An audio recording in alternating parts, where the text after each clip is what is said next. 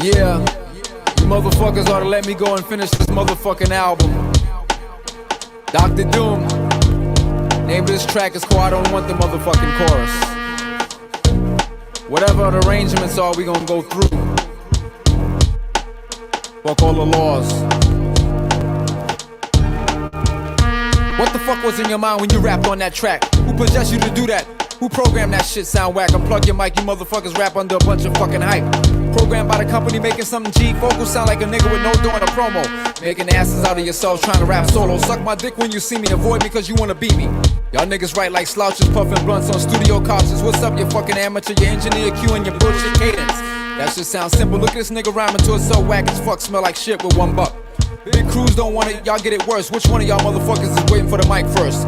I hope your bitch is in the audience, your wife too, that's your fan base. Plus your DJ's in the place, I'm about to boo you, let it be fair. When you come off stage, 90% of the people that came on your guest list ain't gonna be there. A big disappointment when I rub your asshole with a verbal ointment. Rappers acting hard, nervous in the dressing room with a security guard. Groupies standing around with their fucking face frown, looking like fucking Homie the Clown. Put that spring water down, man, you ain't sweating. Your motherfuckers did a 10-minute week showing you jetting. Your fans are mad, your performance was garbage bag. Look at these videotapes, walking back and forth, grabbing your nuts like the Planet of the Apes. Supervisor, criticizer, y'all don't realize that we're the real guys. Who's administrating your budget when you take that hot picture for right on with the ballroom light on? You know the night is kinda special like Lauren, bro, when I escort you to your car. You break out bastards, leave the premises and reminisce on your rookie season as the first starter. You try to work harder, you never paid no dues like Cold Crush in Africa Bambaataa. You whack nigga trying to act large in the video in Nevada. You fucking pink maggot, I'll take the mic, you can't have it. Your niggas be running around with ears open like fucking bunny rabbits. That's right, Dr. Doom. All you motherfuckers around the world sitting in studios with your boys, hyping your shit up.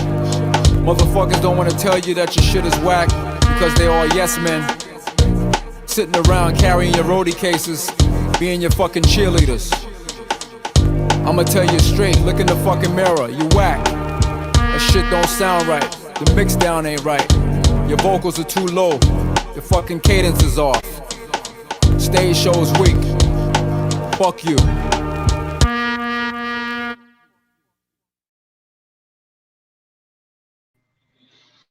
Damn, my internet connection is so whack, but that's nothing new.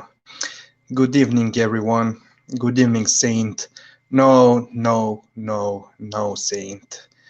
This is no LDBC music. It's everything contrary to LDBC.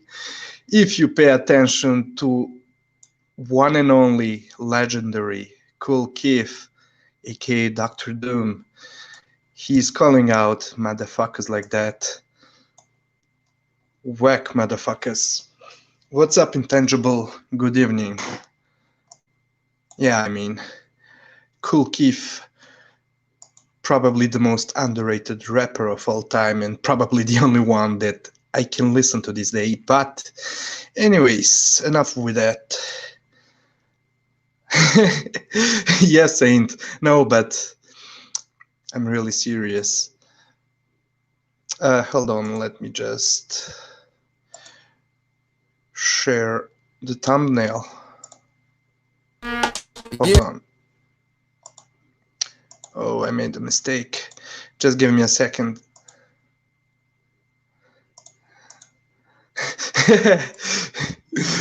Maybe. Big up to Revolution. Yeah, but no. Cool Keith has been going against the grain and calling the copycats and the wannabe gangster rappers for decades. Okay, so tell me what you thought about this fight, man, because I have a lot to tell you about it. Intangible saying, on rewatch, I gave Taylor 9 rounds. Well, that was my question. What were your scorecards, guys? Saint, anybody else? And what were the scorecards when you were watching it live, Intangible? Okay, so Saint had it 117 to 109. So it means, hold on, 9-3 as well, plus the knockdowns, yeah. 6 points difference in rounds plus 2 knockdowns. Well, I'll tell you what, me watching it live, I had it 11-1 round for Taylor. It was such a clear domination, in my opinion, that I could only give Ramirez 1 round. But rewatching it earlier, and I didn't care enough about the fight, but it just confirmed my thoughts that, I mean, not necessarily giving Ramirez 1 round, but I can see giving him up to 3 rounds. And because even those rounds where Taylor took it, not took it off, but what's the right word that I'm trying to find? Even those rounds where the guy Taylor wanted to rest, he was still landing a lot of punches. And there are a lot of things that I want to say about it, but mainly that no way in hell you could give Ramirez 5 rounds, or even, let alone 6 rounds, or claim it was a close fight. It was terrible. Even after rewatching it, I'm adamant about it. There is no way it was a close fight without knockdowns.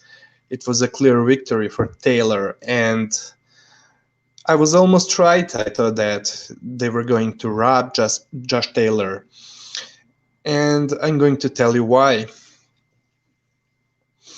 By the way, Intangible, he had, watching it live, he had it 8-4 for Taylor plus the knockdowns, 116, 110. Yeah, I mean, you can, especially when watching it live, at least it's been my experience as a European boxing fan, watching the fights live late, and it's not always, plus watching it live, we would score many punches that are not scoring just because someone lets a flurry goes, like it was the case with Jose Carlos Ramirez in this fight. I mean, there were examples where ESPN commentators would go crazy about Ramirez's flurries, but then they would, in between the rounds, they would show the same flurry that the ESPN commentators were going crazy about, and it was showing that his punches were being blocked and missing. Yes, ain't exactly all 3 judges clowns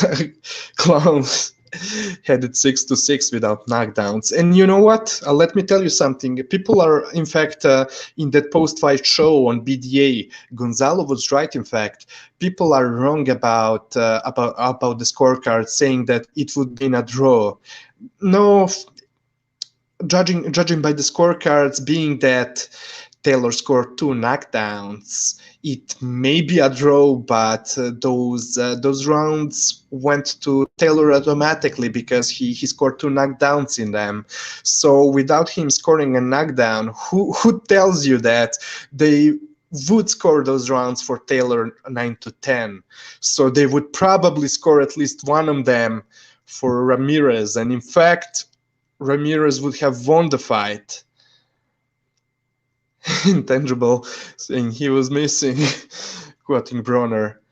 What was that? He said that after the Pacquiao fight or what? But anyways, great, wonderful performance from Josh Taylor. And I have a lot to say about it. Man, I've been listening to some commentaries from various people. I'm gonna talk about what I was saying on BDA shows. 2 last shows of BDA Boxing Podcast were about this fight. I was on both of them. Big up to BDA family. Thank you for letting me in. I guess that all of you know about BDA Boxing, but if you don't know, now you know, and you can go check their channel and subscribe. Hold on, Intangible saying I didn't listen to the commentary. It was only, I was only aware of what was being said by them from Dwyer's videos and of course Twitter. Yeah. Big up to one and only Dwyer, Richard Dwyer, a legend.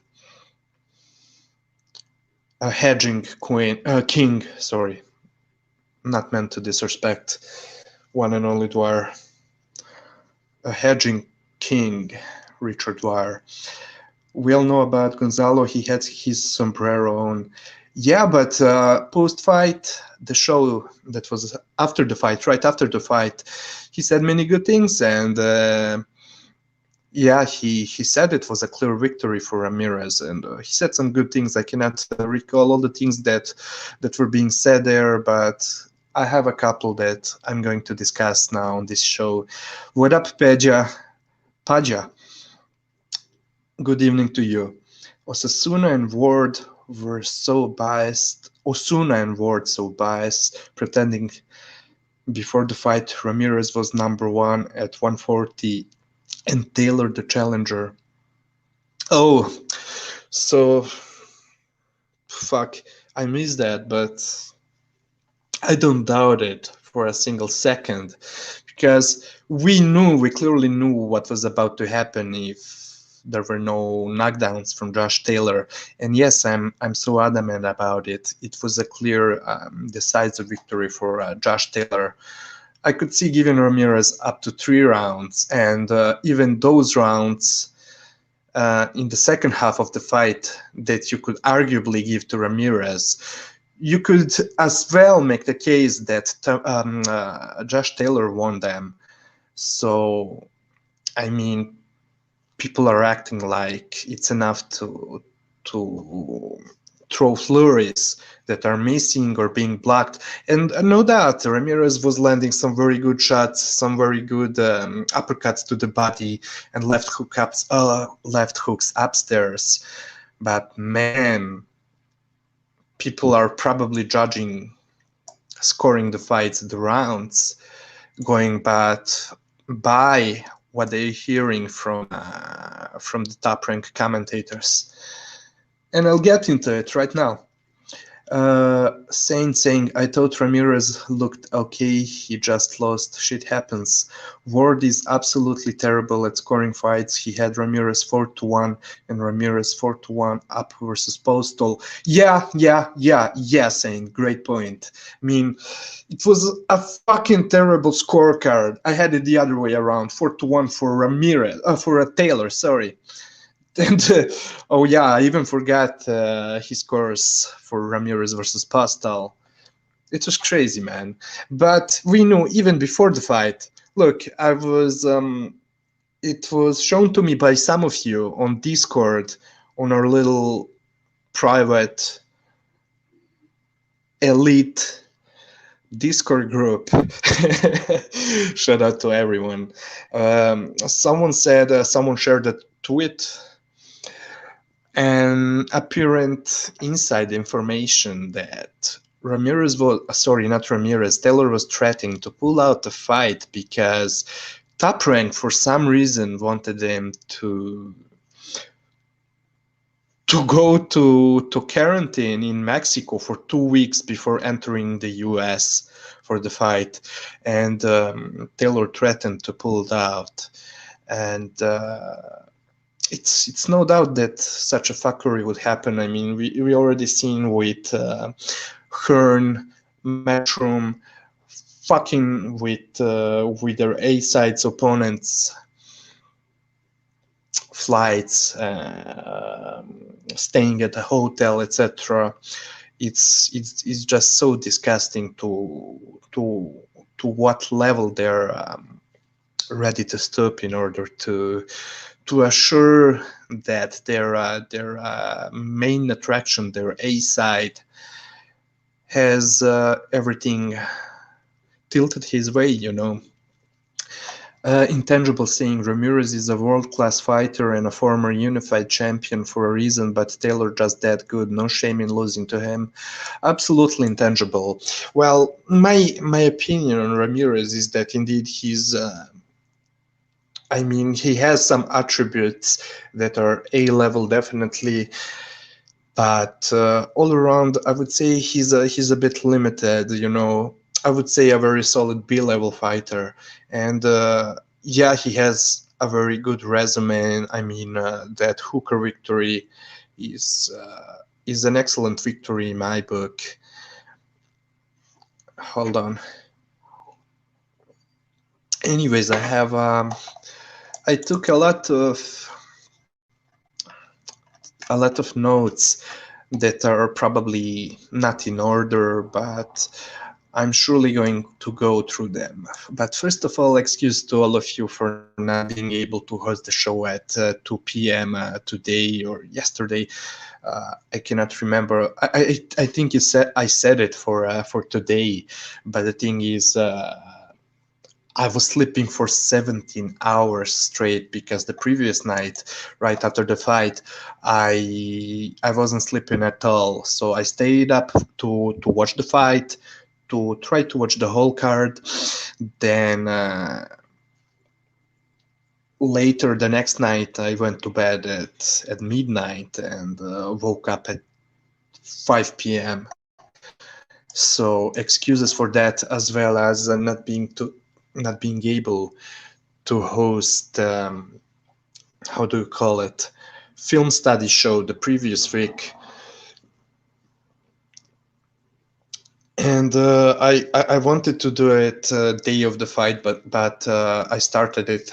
I didn't have enough of time to do it, so sorry for that. And it sucks, and I'm so mad because I predicted a huge amount of things that were happening in the ring.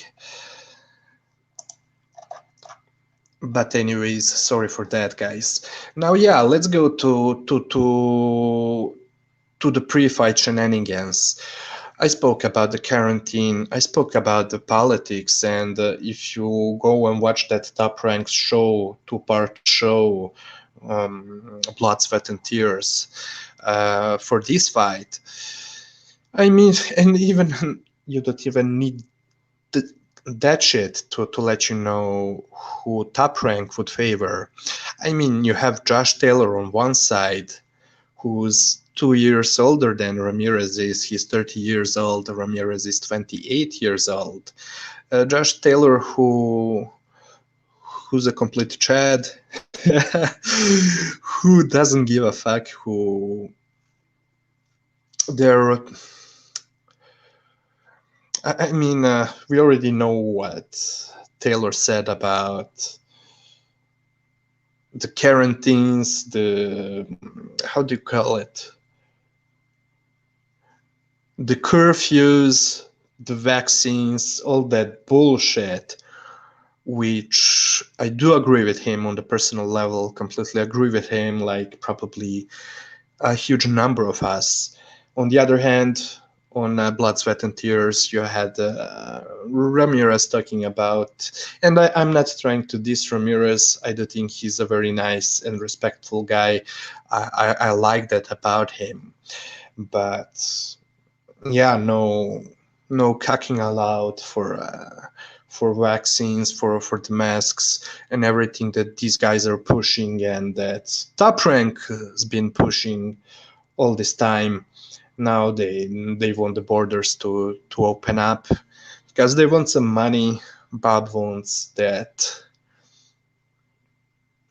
ticket money for his fights, but he was criticizing the others, and mainly Dana White and MMA for hosting the shows. Now he's switching the tune because he needs money, but he needs to get that ticket money. And it's not the smartest thing for me to talk about it, but you know that we don't give a fuck, that we're not trying to get to you know, to speak what the others want to hear from us. I'm always going against the grain, calling out the promoters, the fighters, you know how corruption and myself been doing. But yeah, so it was clear who Top Rank wanted to win, and beside that shit, and as well as Taylor being the older one, you have you also have to take into consideration that Taylor isn't getting any articles written about him. He's not popular in the UK, probably because he is ignored. He is being ignored by the UK boxing media exactly because of what he was saying throughout these few couple of months and that one club incident that he had. So I even tweeted about it, and it's simply not an accident that they're ignoring him. I even tweeted about it. I said that anyone else, even less popular than Josh Taylor is, if they were pushing the same shit and were even way less popular than Josh Taylor is, and had a fight for the undisputed in the US, the articles would have been written about him, but not for Josh Taylor. On the other hand, let's go to Jose Carlos Ramirez. Okay, so they're pushing that angle about him being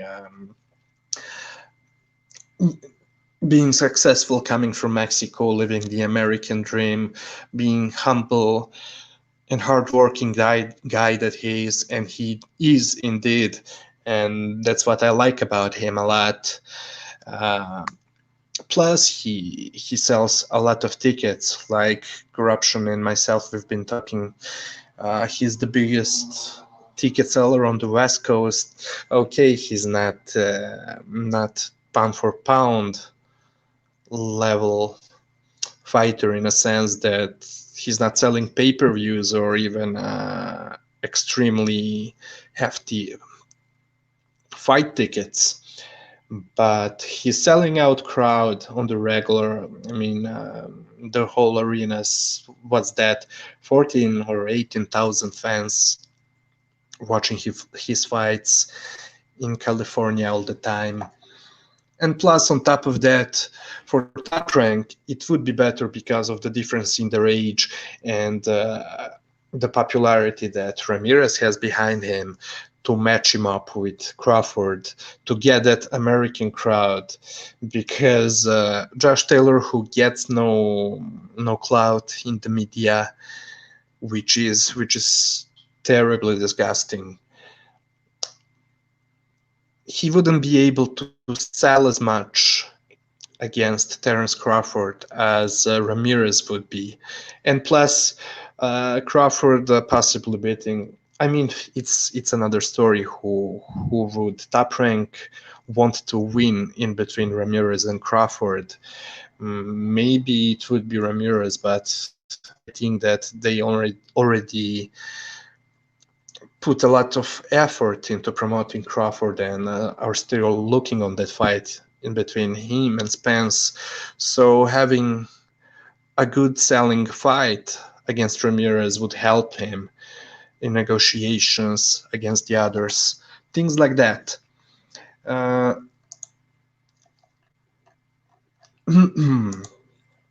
Okay. Now, yeah, like I told you, the fight I can see giving Ramirez in between 1 and 3 rounds, not more than that. So they were trying to rob Taylor. But Bayless, let's go to Bayless and what happened, especially the second knockdown. And I'm going to tell you where the public is right about Bayless, where they are wrong about. So Bayless definitely, in my opinion and the opinion of many other people, was put there to try to protect Ramirez. Now you're going to ask me how, when he created the confusion when the second knockdown happened. Well, it's easy to me to answer. go watch the old tapes, the old boxing tapes, black and white films, and Intangible could probably confirm this one to me. I mean, watch the old school fights and how the refs interact with fighters. Very often they would slap fighters' gloves down, etc. Not breaking them up, but just regulating the inside fighting without breaking them up. So in that regard, Bayliss was not wrong about what he was doing at all. On the other hand, his bad thing about him is that he's so undecisive when it comes when both fighters are on the inside or in the clinch. So just like in Wilder's fight against Fury, where he was definitely there to help out Wilder if he needed to, but at the same time, he was so confused against Fury because he was so undecided on would he let them continue or separate and break them. So in that regard, he was definitely confused about what he should do. But until he says break, etc., I mean, there is no reason to criticize him. But at the same time, like I'm saying, he wasn't confused like in that Fury versus Wilder rematch. But technically, nothing wrong with what he was doing. So, and wow, Corruption had good points about that. I mean, I haven't really spoke about fights, this fight, post-fight with Corruption, but we exchanged a few words before the fight. Hold on, let me go to the chat. What's up, Virtuoso? Shout out to you, good evening. He says, Kenny Bayless was largely neutral in the last Saturday's fight, but he wants to break up the clinch when he has to forcibly break them up, not tap them on the arm. Yeah, but like I'm saying, Virtuoso, tapping them on the arm, it's not the first time that it's happening.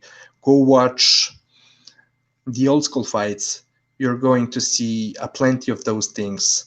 The ref regulating fight on the inside in the clinch without separating them. And but at the same time, yeah, he was confused many times. He's undecided.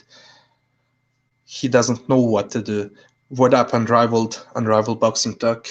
God bless, gentlemen. Thank you to you too. Good evening, Unrivaled, aka Mark. Almost said aka Max. Yeah, Mark, what's up?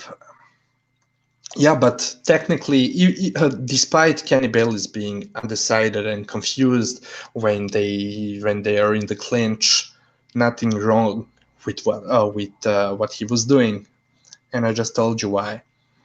So technically, it was nothing wrong that he was doing. Now, where this put Taylor on the pound for pound list? I would like to know your opinion.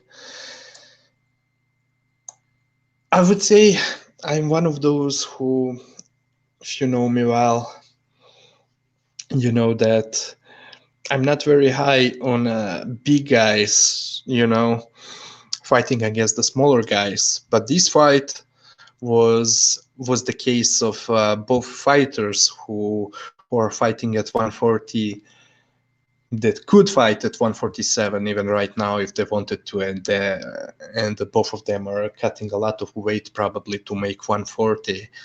And so people could say whatever they wanted about some of their previous opponents that were smaller than them, but they were also fighting. I mean, like I'm saying, both of them are big 140 pound fighters. Hold on, there's Nordic Warrior. God bless. Bayless was not confused. He was acting as Ramirez's personal bodyguard and trying not to be too obvious with it. Yeah, I agree with it, but at the same time, he was confused because just like in the Wilder Fury fight, many times when in the clinch, when it looked to him as if Fury is endangering Wilder on the inside, he would go to separate them. Then when it looked to him like the situation changed and that there is no danger for Wilder, he would then go continue, tell them to continue, to fight it out of clinch. And it was similar in this fight. Saying Taylor is in his top 5, maybe 4. Well, I exchanged a few words with Corruption in Boxing yesterday. I was too tired to talk to him about this fight in detail, but we were talking a bit about our pound for pound list, and I have to do another show changing our pound for pound list for a bit, because there was Taylor's fight, there was Chocolatito, who was already, even before his rematch against Estrada, on our pound for pound list. He won in both of our opinions, so you know that we don't give a fuck about the official results, that boxing is corrupted, and so we have to make a few changes. But definitely, even before this fight, we had Taylor at number 6. Now, I don't want to go into details what is going to change about this pound for pound list since Taylor's fight this weekend, but I'm just going to remind you what was our first and last list. But keep in mind that it is about to change very soon. So we had Estrada, 10th place, 9 Bridis, 8 Beterbiev, 7 Golovkin, 6 Taylor, 5 Chocolatito Gonzalez, 4 Ioka, 3 Usyk, 2 Loma, and number 1 Inoue. Now, it is going to change a little bit with Chocolatito's and Josh Taylor's fight, and I'm hoping to make that show very soon, but there is a lot of things to do. But yeah, watch out for it. Nordic saying Taylor is top 5 in my opinion, but I don't give a crap about pound for pound, so what do I know?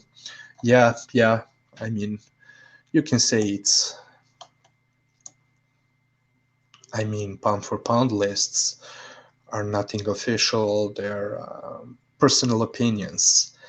Now, Nordic also saying people are making silly excuses to detract Josh Wynn. Protect yourself at all times. All because Ramirez looked away doesn't make it a foul. Taylor dropped him twice fairly. Absolutely. And plus, to those who never watched Taylor's previous fights, or don't have the same knowledge as Corruption and myself, they haven't seen Taylor fighting on the inside and in the clinches and from the clinches, and that it is a huge huge part of his game plan when he's fighting. So that's nothing new.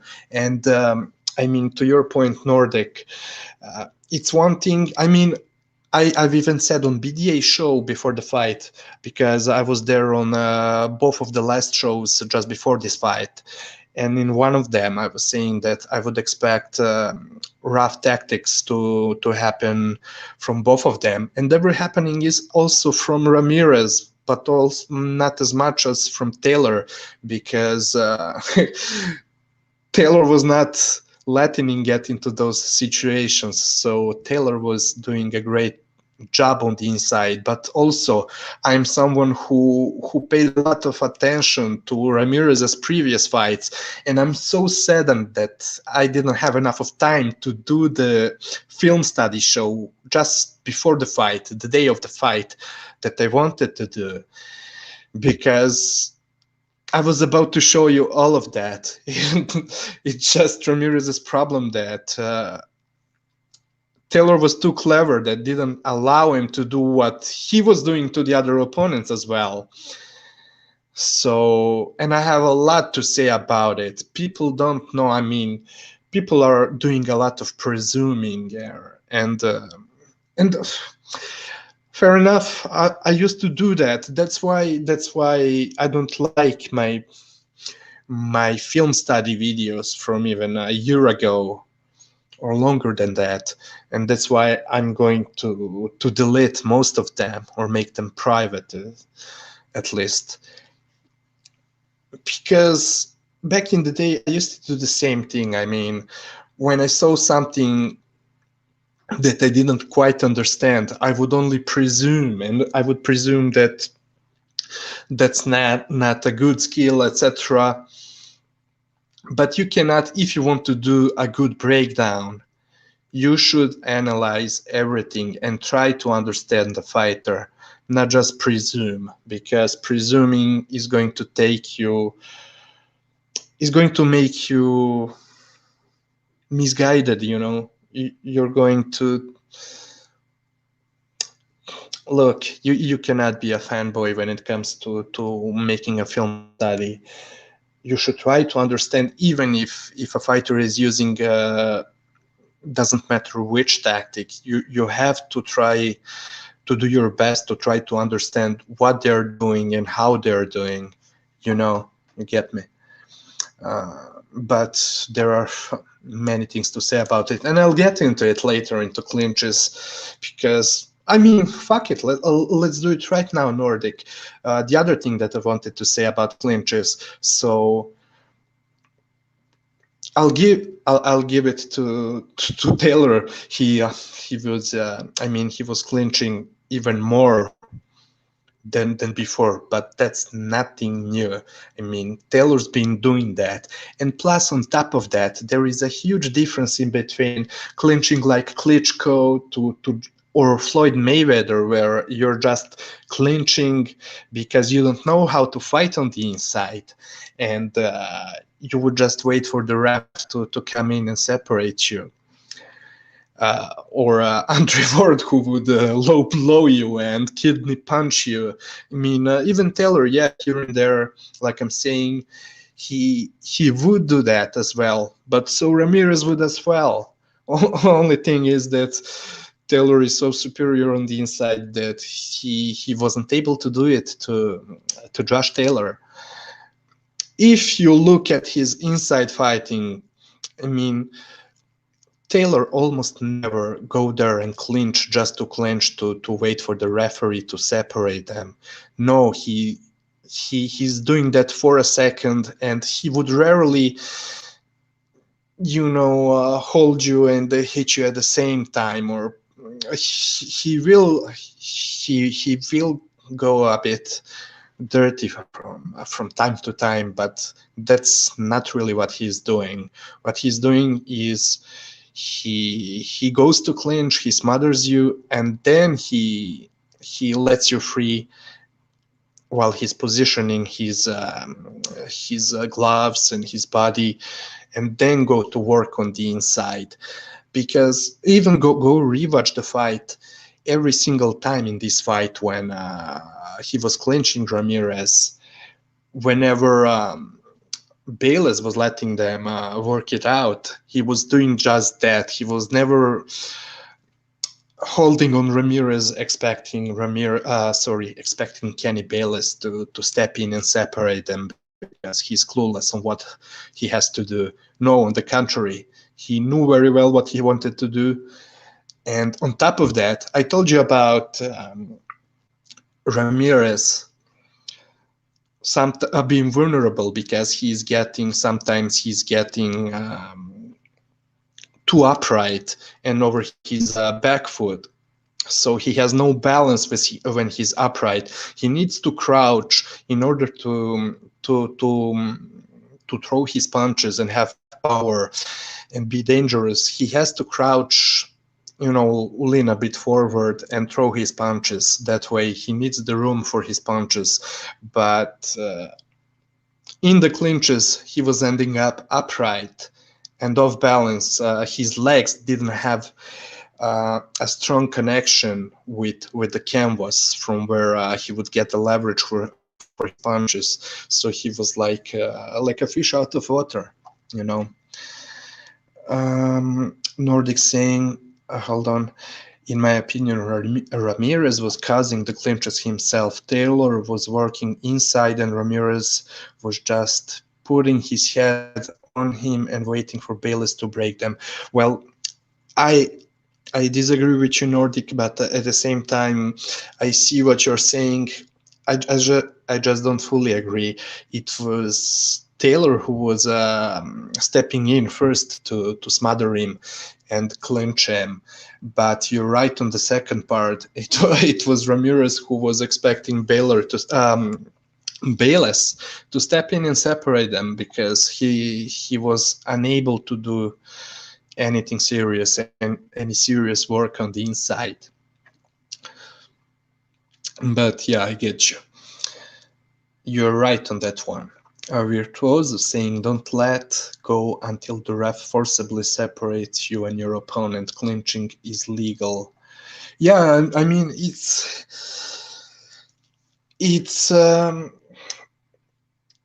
I mean, it makes you do a lot of critical thinking about that, because going by the strictest rules, you shouldn't be allowed to clinch, but there is also a separation in between, whole.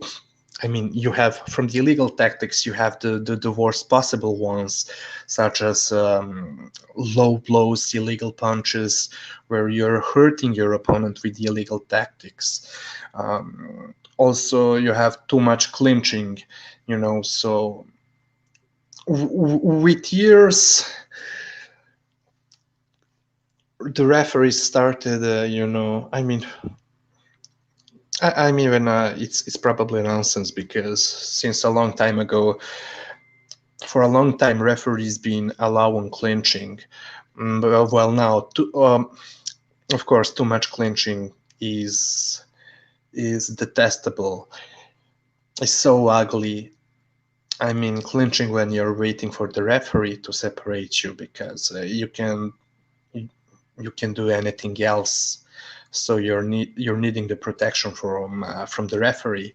Well, that's not what Taylor was doing. And yeah, for my opinion, he still did a lot of that. Too much for my liking. That's boring. But at the same time, he was looking to fight on the inside. And in a few moments, I'll get back to what I was saying on BDA's podcast, on the episode before the fight. And I can get, people clinching, just waiting to be separated when they're buzzed and hurt. Too much is too much when it's done for nothing. But Josh Taylor was not doing it for nothing. Every single time when he clinched Ramirez, he was looking to fight out of it. And I mean, surely at this point, I mean, it's been decades that the referees are allowing the clinching and fighting out of clinch. So it has to be allowed in that sense. Fighting out of clinch when you have inside fighters, short range fighters, it should be allowed, definitely. Just like, look, there are some fights where a guy would hurt or knock down or out his opponent with a punch slightly behind the ear, but at the same time, it happens because his opponent is turning his back. Things like that, doing something that he's not supposed to do. So we are accepting those things. Same thing here, and I have a lot of things to say about it. I mean, I can make 10 episodes on the inside fighting and clinching, but it's subtle. It's a thin line, what should be allowed when it comes to clinching and what should not be allowed. That's clear to me. Hello, what's up, Triple JJJ? Bon Jovi to you as well, bro. Big up to Triple JJJ. Nordic saying, yeah, Taylor is a lot more crafty than people think. His technical skills are very underrated. Yeah, absolutely, Nordic. And for example, to be honest, that's why I disagree with Precise. And he look, he makes a lot of great points, always, thinking about outside of the box, and that's why what I like about him. But at the same time, I've been telling people that because sometimes when arguing with the other people from this boxing community, they would say, oh, you and Precise this or that. I'm telling them, hold on, you're just doing a lot of presuming, because yes, I would agree a lot of times with him, but you're completely unaware of just how many times I completely disagree with him. But at the same time, I'm expecting to disagree with him because he's doing a lot of thinking outside of box, but sometimes the thinking is so off the top. I don't know how to explain it. Sometimes he's doing it too much, where I clearly disagree with him, but being that I know that he always tries to think out of box, I'm not surprised with it, What up? Apology, man. A member of BDA family. Shout out to Apology. Good evening to you, bro. Nice to see you again. A virtuoso saying, if you're going to clinch, then clinch until the ref physically separates you from your opponent. A tap on the arm shouldn't be enough to get you to step off. I was surprised by Taylor's second knockdown, but that was a veteran move by him. They teach you to hit upon release from the clinch. Exactly, and man, I'm so saddened that I was not able to do that film study show, because I was showing many inside fighting. How do you say it? A lot of inside fighting tricks and skills from Josh Taylor. Yeah, he would often use his strength on the inside, but so does Ramirez. But skill-wise, he's much more skilled and has a way better repertoire on the inside. He's a so skilled inside fighter. But yeah, to go back to Precise and hold on, and something that Nordic Warrior was saying. I wanted to say something else, but trying to find it.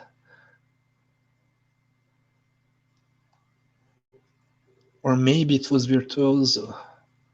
No, Nordic Warrior. Yeah, definitely Nordic.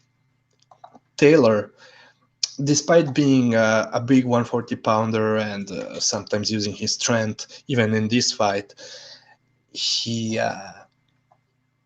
knows what to do, and it's Bayless's fault that he was when he would clinch Ramirez, that he would step in and separate them. Those were the only moments in the fight where he clinched until the separation made by the referee. He was always looking to work out of it, not expecting Bayless to step in. It was Ramirez who was expecting it. Hold on. Apology saying, if enforcement of the rules happened most frequently, we would see this. We wouldn't see as much. The Wilder issue in boxing. Yeah, people do that a lot to justify their poor argument. Official just lumps us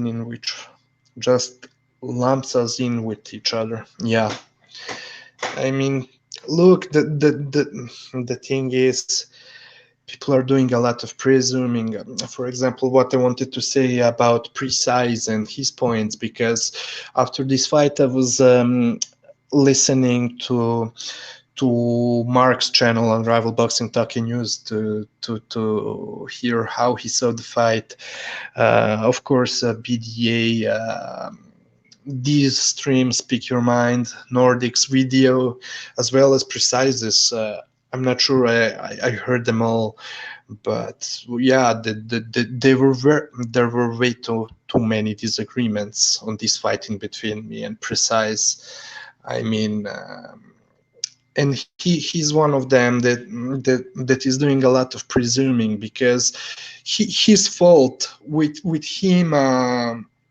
Analyzing fighters, and I've seen this even before when he was doing a study on Taylor versus Baranchik, and it's funny enough, because that same fight, watching it for the first time, me myself, I share the same opinion as Precise, but it is because I was expecting only textbook punches from Taylor, and that was the only thing that I was rating in boxing, So Precise has to understand that you cannot only throw textbook punches. That's the beginner level shit, because you cannot throw the same punches on the inside, etc. I can give you so many examples of it. And if you take a look back at my own videos, even I'm saying some bad things, and I was unaware of what good of a job Taylor was doing against Baranchik. Now, Baranchik was extremely well prepared for the Josh Taylor fight, unlike his fight against Zepeda, where he was looking just terrible. Now, yeah, still, even in his fight against Josh Taylor, he was a limited fighter, definitely, but he was extremely well prepared, and that's another reason why I'm so sad that I wasn't able to host the show before the fight, to do the film study and show you what I've been seeing from Taylor. When rewatching Taylor's fights, I've seen that he's so skilled on the inside. Yeah, he would slap sometimes, etc. You can even make a case that he's doing that so much. Yeah, but on the other hand, there are many skills that went unseen by the other YouTubers. So it's just because he, I don't know how to explain it, doesn't like what he sees, so he's presuming and not doing enough of not trying to understand what a fighter is doing. But anyways, the next thing. Ben Davison. Yeah, so I have more than a few points to make about my appearances on the last two BDA shows that were both about this fight in between Taylor and Ramirez. One of them was on the very last show, when asked who has a better corner. I was saying that Ramirez's team definitely has much more experience than Ben Davison, but that for this fight I'm picking Ben Davison, that he would help Josh Taylor, and in my opinion he helped him a lot, and I'll get into it. But right before that, apology saying even Baranchik did well. Taylor had to adapt and start fighting. Furthermore, Taylor is making the necessary improvements to become a better boxer. He just needs Taylor to stop clinching so much. Well, yeah, I get your point, apology, and especially when we are talking about that fight in between Taylor and Baranchik.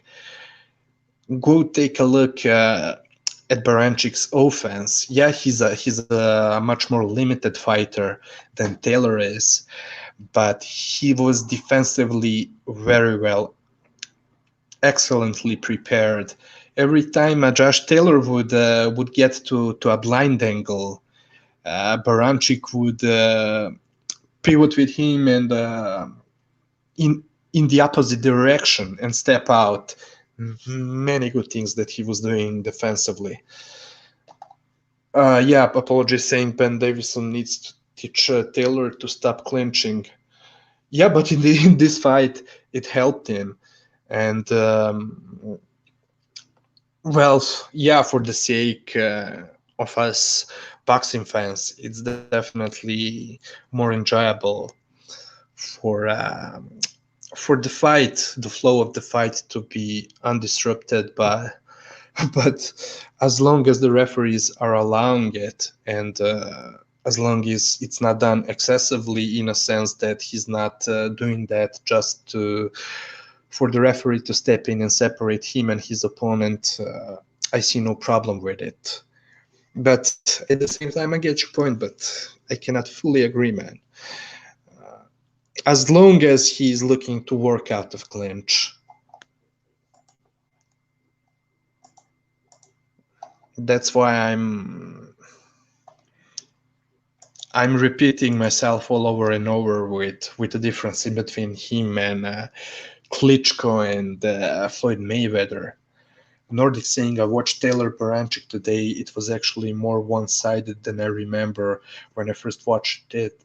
I had it close. Same for me, Nordic. And I thought that, I even thought that Baranchik won more rounds, but that Taylor's knockdowns decided the fight, you know. But upon rewatching it, I've seen something, and when I was analyzing the fight, preparing my film study for this fight, I was seeing Josh Taylor doing a lot of great work. So, yeah, I agree with you. Baranchik was doing a lot of good things, was being competitive, and Baranchik's counterpunching was very good in that fight. But it was a clear victory, competitive yet clear victory for Josh Taylor in that fight. Wasn't nowhere near as close. So to that point, Nordic, his fight against Regis Prograis. You remember that I was the one that had Prograis winning the fight. Well, true, I rewatched that fight a couple of times, but it was just days after the fight happened. So I'm wondering if I went back to score this fight again in between Taylor and Prograis, maybe I would change my mind, because doing my film study, I was not scoring it, but I was seeing a lot of good work from Taylor on the inside that I missed watching it live or rewatching it a couple of times just days after the fight, Apology saying, do you think Ben Davison is playing possum, purposely acting the fool to hide his true intentions? In what sense do you mean, Apology? I'm trying to understand what you're saying, but in what sense? But right now I'm going. So explain me that one, Apologies, so I can try to understand what you're saying and try to answer, give you my thoughts. Nordic saying, yeah, the Prograis fight was very close. Well, yeah, if it was close, extremely competitive. In my opinion, it was. I had it as a fight of the year, slightly over the Inoue Donaire fight, and many people are telling me that I'm crazy for that. But I don't know. I just enjoyed the fight so much. Yeah, but I was repeating all over and over that I had Prograis winning that fight, and maybe it would still be the case when I rewatch that fight right now. But I'm not sure. I'm very open at the possibility of changing my mind and possibly having Taylor winning that fight after all. After me saying that Prograis won that fight for a year or two. Nordic saying Prograis was the hardest fight Taylor had by far. Yeah, I agree with it. Well, it's for a reason that many of us were kinda not really disappointed, because this was still a very good fight on the paper in between him and Ramirez.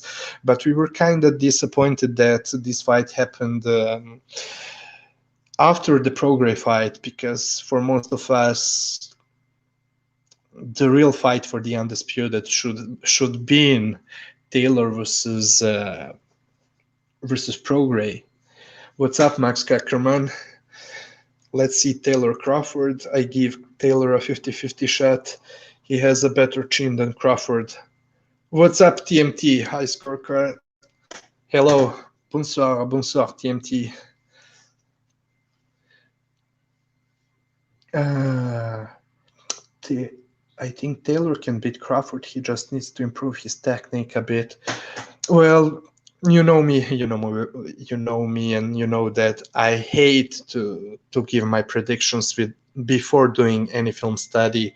So yeah, I've been seeing this all over the internet, but I'm not sure, and I'm refusing to even think about it. I want to to take some time to do my prediction. I'm doing my film studies, but yeah, I don't see no reason that Taylor cannot beat Crawford. Even the other way around, I can see Crawford winning against Taylor. There are many reasons on both sides. Now, I would have to really think about it and rewatch their fights before giving you my own opinion. Apology. My point is, everyone's saying Ben Davison is a bad trainer. However, he made improvements to Taylor, and Taylor gives him credit for making him a better fighter. Yeah, yeah. I do agree with you, to surprise of many people. And apology if you listen to the very last episode of BDA right before this fight. That's what I said. I said that I do expect in this fight Ben Davison to be a better cornerman than Robert Garcia and Big G for Ramirez, to surprise of many people, because it's the way that, from at least from what I've been able to see from Ben Davison, it's the way he studies, analyzes the fighters, his own fighters, as well as their opponents. And yeah, indeed, he's inexperienced, and there are some, some bad things I'm seeing from Ben Davison.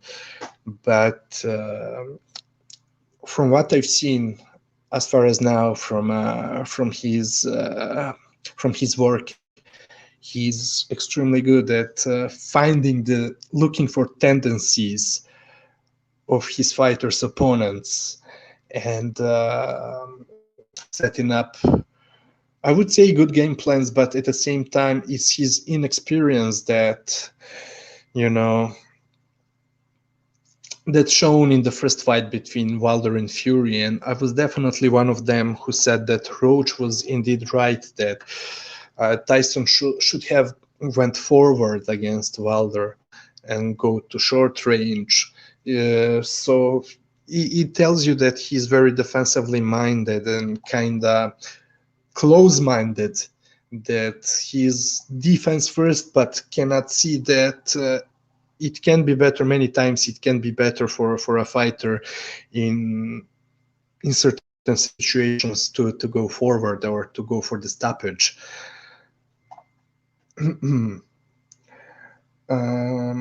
Max saying, I think Taylor could have finished Ramirez, but Davison told him to coast. See, I was not listening to the corners in between the rounds, but I heard that. So I don't know if, first of all, I don't know if it was Ben Davison who told him that for sure, but even without it, you can guess that it was Davison's game plan. Yeah, that's true, and that was something that I wanted to mention, Max. So I agree. I was kind of disappointed that Taylor didn't went, because the second knockdown happened near the end of the round. So the very next round and the very next two rounds, Ramirez's punching power disappeared completely. His work rate disappeared as well. So Taylor should have went for the kill.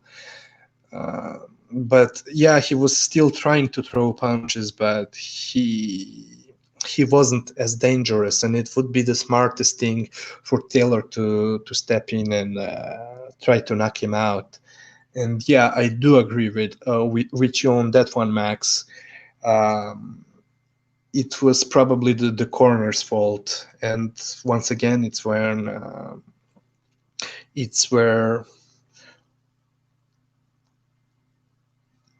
it shows you that such moments in such moments that Ben Davidson is doing a bad thing, not pushing for a stoppage. Hold on, but I have a lot of notes that I took about Ben Davidson that I wanted to talk about. Hold on, let me find them. Where is? Yeah, so Max, to your point, I do agree that it's him preventing Taylor, probably him. I mean, I haven't heard him saying that explicitly to Taylor because I was not listening to the corner's advices.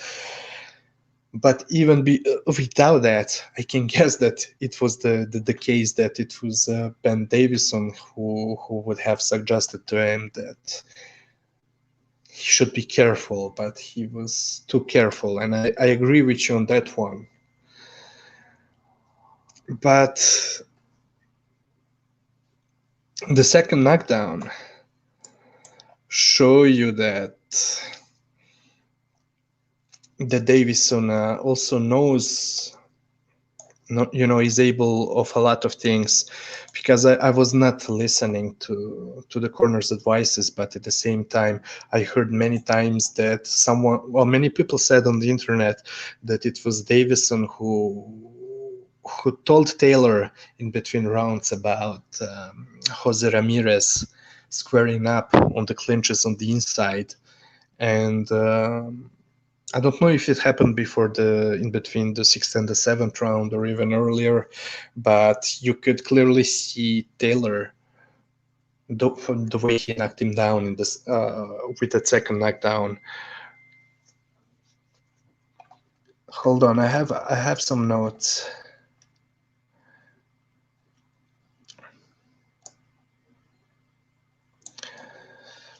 Yeah, also before the last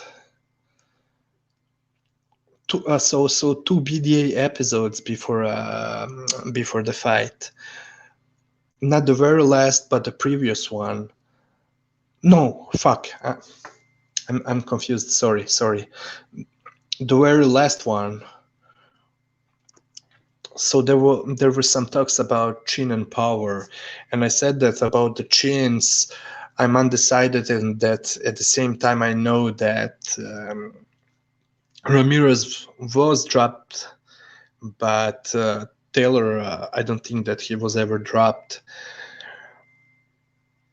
And yeah, people were picking Ramirez having a better chin. In that sense, in my defense, I had to say that I'm comparing it chin and power at the same time. Who would take whose power better?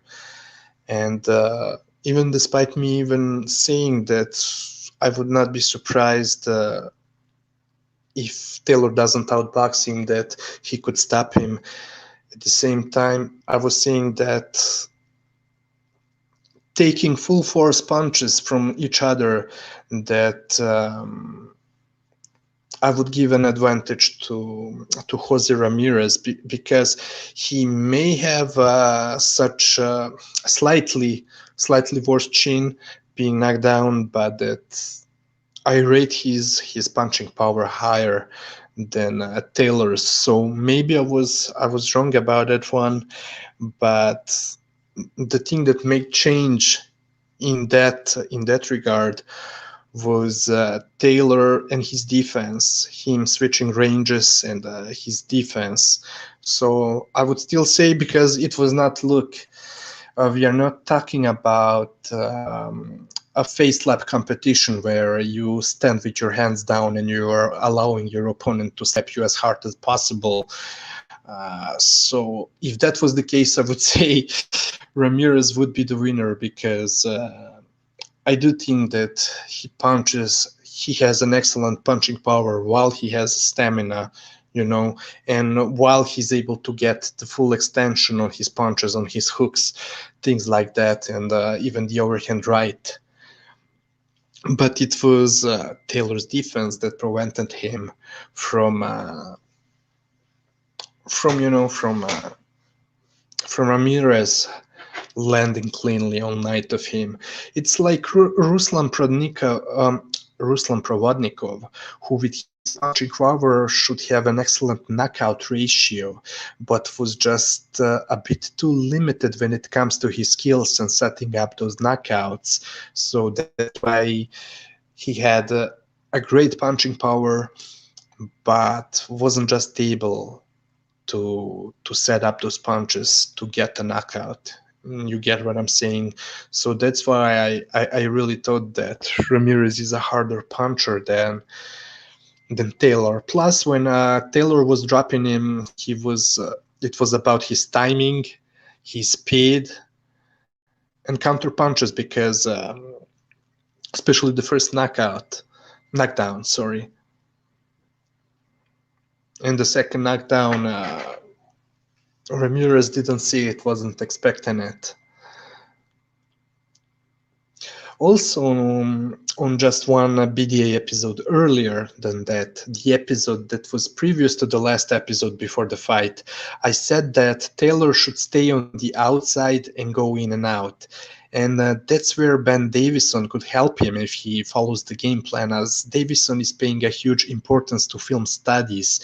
And he knew Ramirez's main range is mid-range, that he gets easily pissed up from the outside as well, that he's good on the inside, but mostly at the situations he does the drills for in the training camp. You get me what I'm saying? Ramirez does a lot of good drills with footwork and inside fighting, mid-range fighting. Sorry, man.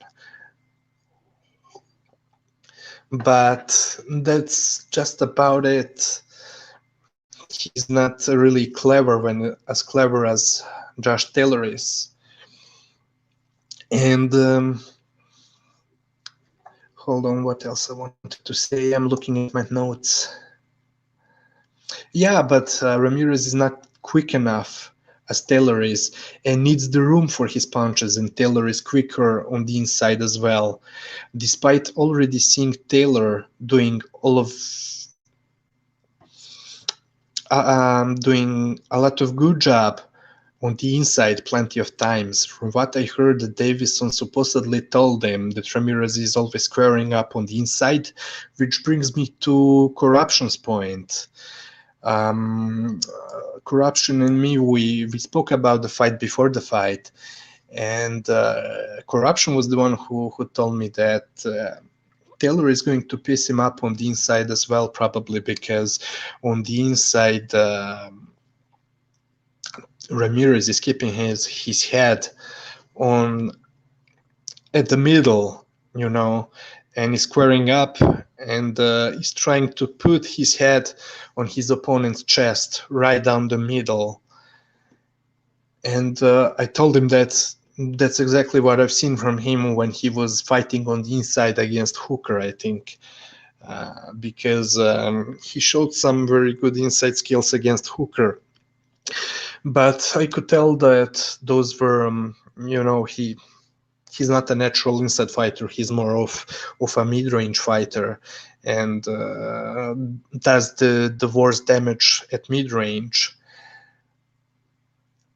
The good things that he does on the inside are thanks to drills that he's drilling in the camp, in training. And yeah, I agreed with Corruption, and then there was also Ben Davison who saw it in the fight and supposedly said it to Taylor. Plus, to be frank, even without Ben Davison saying that thing to Taylor about Ramirez's tendency to square up on the inside and in the clinches. That was something that Josh Taylor has been doing the whole time throughout his career inside fighting, clinching, then opening up, working out on the inside. Also, working out of clinches was smart for Taylor, as that's when Ramirez was upright and without proper balance. Like I told you earlier, I don't know, I was speaking to Nordic Warrior, and it's just the same way like when I explained on BD show that Ramirez is too upright when he's defending from straight punches, from jabs, double jabs, 1-2s.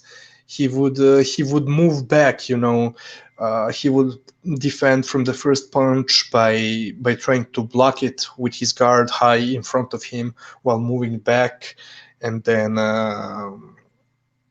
finish on his back foot over his back foot, and too upright for the second straight punch coming at him. So he was too upright, ending upright, and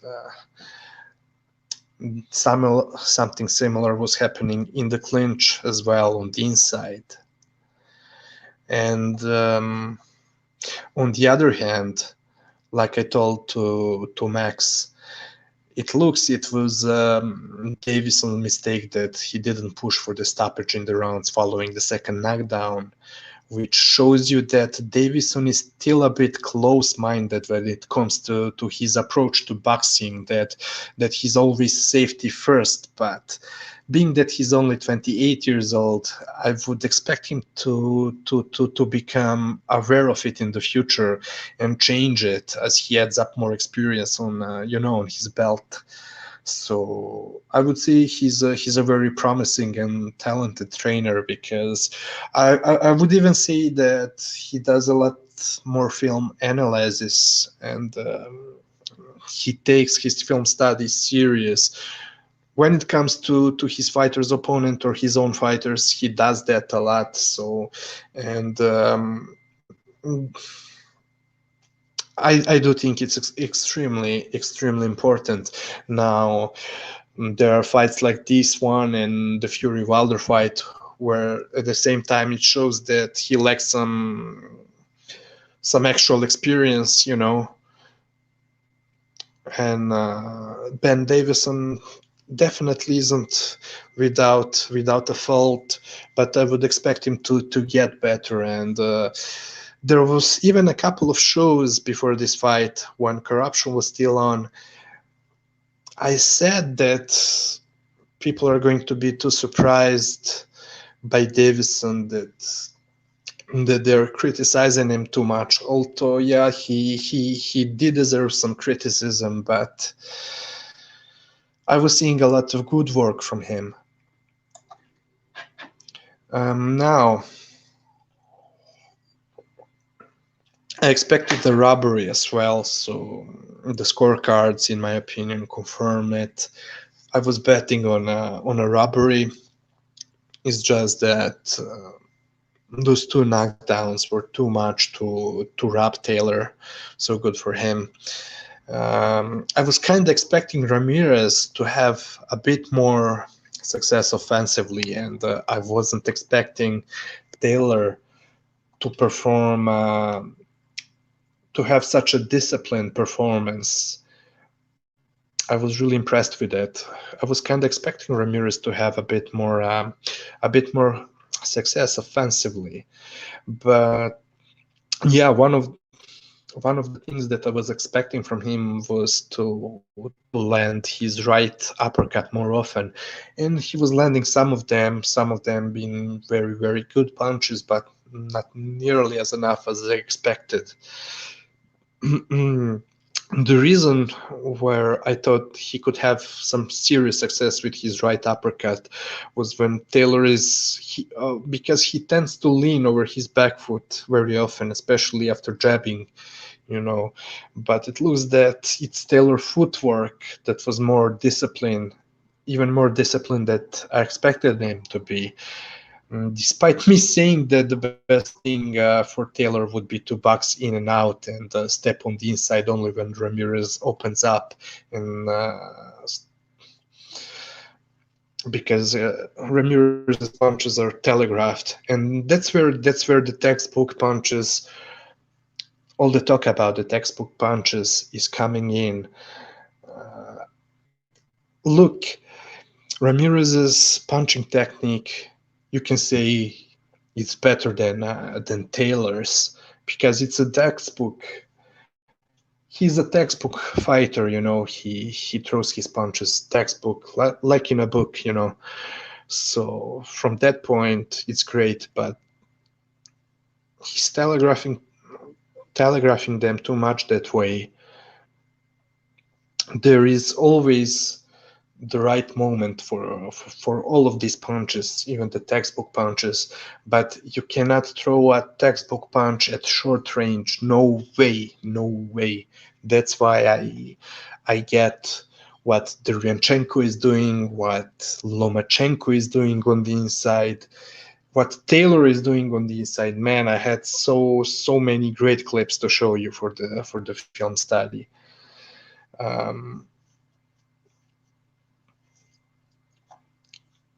Yeah, I just thought that there would be more moments where Taylor would be taken into a dogfight, staying on the inside during the exchanges. So that's where he surprised me a bit, but at the same time, I'm not surprised, because on the BDA show, on one of them, I said that Ben Davison's tactics would help him, because my line of thinking was he will make him sharp and going in and out and striking from the outside with straight punches.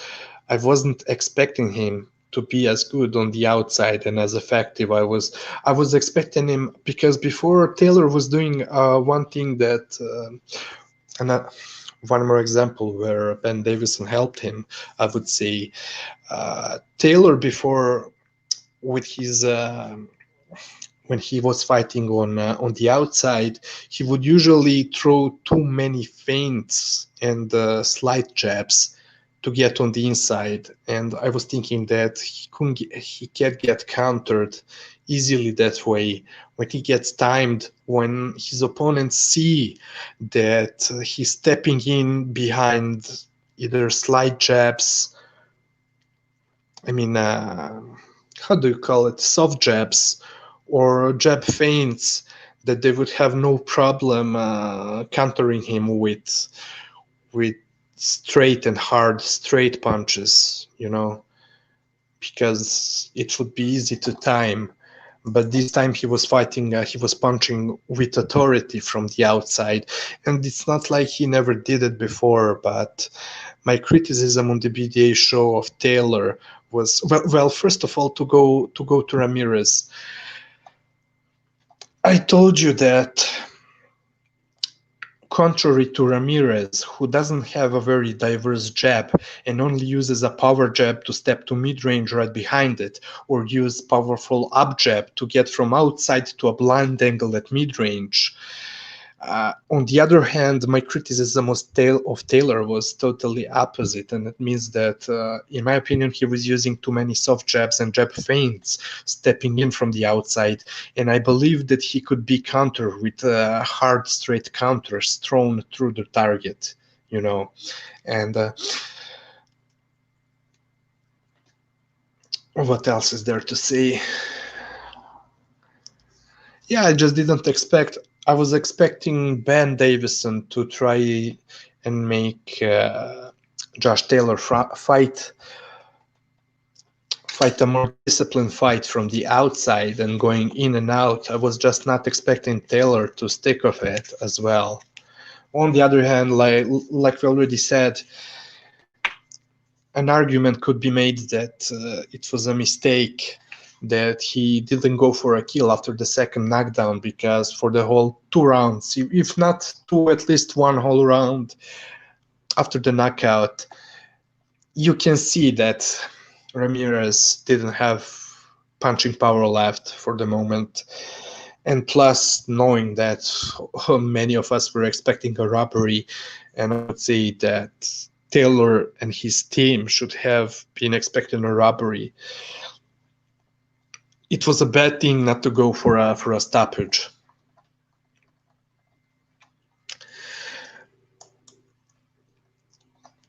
What else is there? Yeah, I probably told you that I certainly said it on BDA that I expected rough tactics from both of them in the clinch. Not only from Taylor, as anyone studying Ramirez could see that he does them too. It's just that he was not able to do it in this fight, because as much as in some of his previous fights, despite trying them, he was not able to do it because with Taylor, as Taylor is more skilled on the inside than himself. And so, oh, hold on.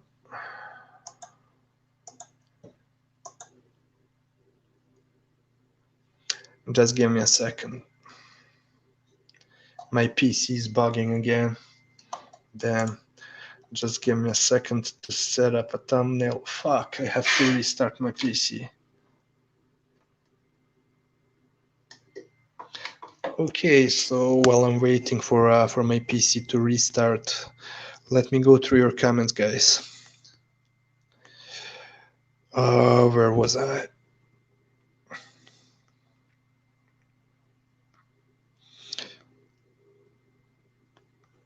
Hold on. I am almost there. Okay, I read that comment from Apology.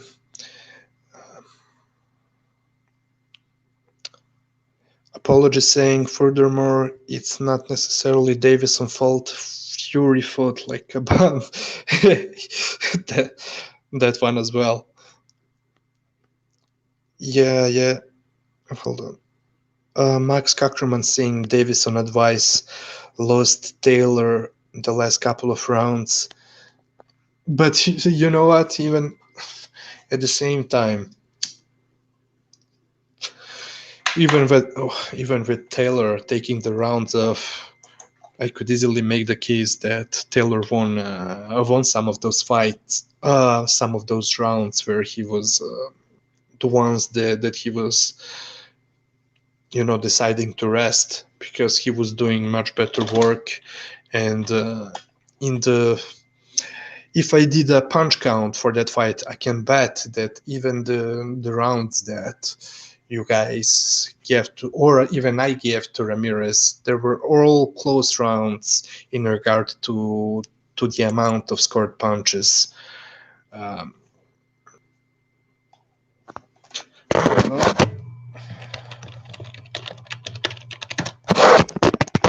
Oh man.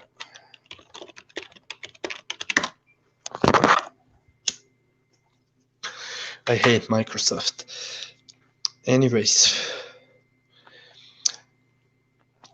And you know what? You know what else, Max? I thought that near the end of the fight, Taylor was kind of tired. So maybe that too. That is also, maybe that's also why he chose to coast. And I said it again on BDA, because I have a lot of points that I made on BDA show on the last two shows. I said that I mentioned his fight against Prograis, that he was moving around too much and clinching against Prograis in the last round, as well as the Victor Postal fight, But I forgot to mention another fight, and it was the Baranchyk fight. He was doing the same thing in the last round. So it's clearly Taylor's tendency not to work a lot in in the very last round or a few last rounds of the fight. I mean, yeah, he was fighting against the thing for me in that fight in between him and Postal. He was not coasting in that fight in the 11th and the 12th round. He was fighting, but I saw that he lost snap in his punches. He was kind of winded in those last 2 rounds against Postal. Hold on, let me go to the other comments.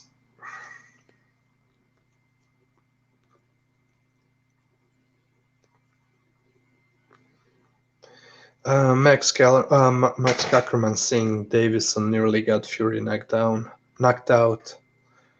Well, yeah, that was Ben Davison suggesting to Tyson to stay on the outside, where when there is much more opportunity for Wilder to get the extension for that straight right hand. Yeah, and I was agreeing with I do agree with you and Freddie Roach. He should have went on the inside to the inside, as he did later right after the second knockdown, and was piecing Wilder up. I do agree on that one. Sina Musia, hello my friend, hello, hello, what's up? Yeah, by the way, big up to both Sina Musia as well as Diego Bandido, because when the time comes to either talk about the Donaire fight or I'll rather do it when I talk about the Casimero fight, Casimero versus Rigondeaux fight. Excuse me. I asked Diego Bandido and Sin a few questions about all the things that happened in between Inoue and Casimero, where I falsely believed that Casimero was the one ducking that fight after it being cancelled because of the COVID restrictions and whatever happened. And I will have to read the comments from mostly Diego Bandido, my conversation with Diego Bandido, but as well as what Sin was saying in that same conversation, because I was having a small chat with them two guys, and I will issue, and I mean I'm doing it right now, I'm issuing an excuse to John Riel Casimero for saying on multiple occasions on this show, at least 2 times I remember, saying that I was disappointed with Casimero, that he ducked Inoue. But no, from the things that I was able to gather from them too, and indeed, yeah, they are both Filipinos, but they gave me some precious informations that I was completely unaware of. So yeah, if anyone ducked, I don't feel like anyone ducked anyone, but if anyone between them two ducked, you can make a much better case it was Inoue. Although to be realistic, Inoue was at no fault. It was just some Bob Arum fuckeries from Bob Arum, you know. Okay, so share the screen. I'm almost there. And yeah, the thumbnail is back. Yeah, so big thanks to Diego Bandido as well as Sina Musia for clearing some things up for me. And I will read those comments, that conversation in between 3 of us very soon when I make the episode on Casimero and Rigondeaux. Hopefully I would have time to do a film study. It would be a great occasion. By the way, hold on. What's up to Matthews Lise? Sorry if I'm butchering your name, Matthews. It's Mateus Lise, right? Anyways, he's saying, any comments about Spence Pacman Or another question is, do you think Taylor can beat Crawford? Yeah, Spence Pacman. I mean, I have to think about it a bit because just like to you and many others, it was a big surprise to myself. So I'm completely. I don't know what to think about it yet. I have to take some time and clear up my thoughts on that fight. Yeah, but the things seem that fight seems very exciting and crazy from Pacquiao, but that's why he's the Don. He's an absolute Don. What I can say about that fight, Matthias, is that at the same time, I like that fight. I like Pacquiao showing his humongous balls. I even made a comment on Twitter saying that during his ring walk for the Spence fight, uh, Crawford should go right behind him, pushing a stroller just to help Pacquiao get his balls in the ring because those balls are so huge, man. Now, Crawford and Taylor. I mean, again, I have to do my film study, but Matthias, I can clearly give both of them beating each other for different reasons. Uh, do I think that Taylor stands a chance against Crawford? Yes, I do. I fucking do. Do I think that Crawford stands a chance against Taylor? Yeah, I fucking do as well. For the different reasons, but I have to, I hate going from the top of my dome. I want to do my film study and show it all to you on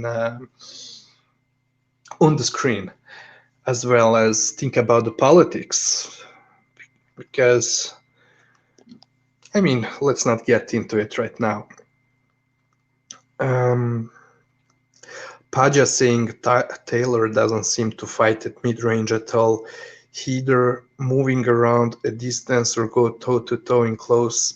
You know what, Paja? He certainly didn't do a lot of mid-range fighting for this fight, which was very clever for him, in my opinion. But he was doing just that in his previous fights. He was mixing up. He was staying much more in the pocket, and so transferring his upper body front and back, shifting it over his front and back foot. He would often mix up mid-range and inside fighting. So yeah, I would say he was doing it more. I would not say that he doesn't do it completely at all. Completely, he does it. But in this fight, there was definitely not a lot of mid-range fighting from Taylor, which was extremely smart in my opinion. Again, what up, Andre Rodriguez? What's up, everyone? What's up to you, Andre? Nice to see you again. Hello, good evening. Oh, yeah, so Mateus is confirming that I was indeed pronouncing his name and surname the right way. Sina Musia saying, no one ducked. It's just the shaky old Bob. Yeah, exactly. And Sina Musia, keep in mind, it's a Filipino who's living and working in Japan. And he brought up some excellent point in that conversation that I had between him, me, and Diego. And wow, I cannot wait to go into it. But anyways, my excuses to Janriel Casimero. I mean, from what I've seen, for now at least, he was not ducking Inoue at all, and I cannot wait to get into it. Mateo is saying it's like Mateus. Oh fuck it. Mateus. So it's not Matthews, it's Mateus. kind of like the 90s German soccer football player. What was his name?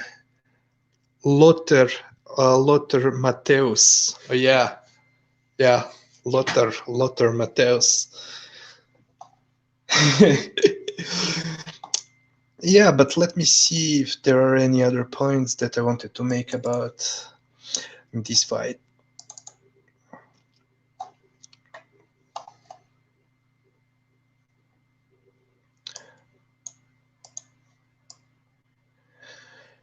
Yeah, I already addressed how if he didn't score those 2 knockdowns, that he would have probably lost that fight by a robbery. But anyways, let me, guys, give me just 30 seconds. I'm going to mute myself. I'm going to drink some water, and I'll be right back to talk with you and to make just a few more points about this fight.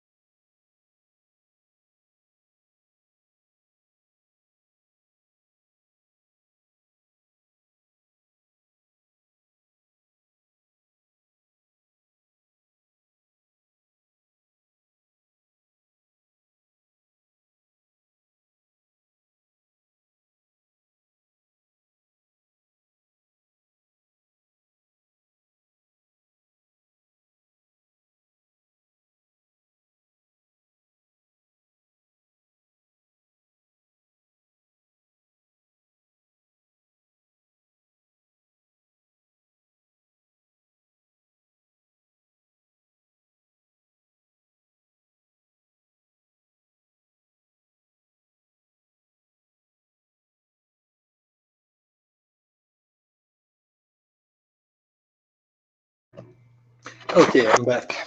Sorry for that, guys. Let me see.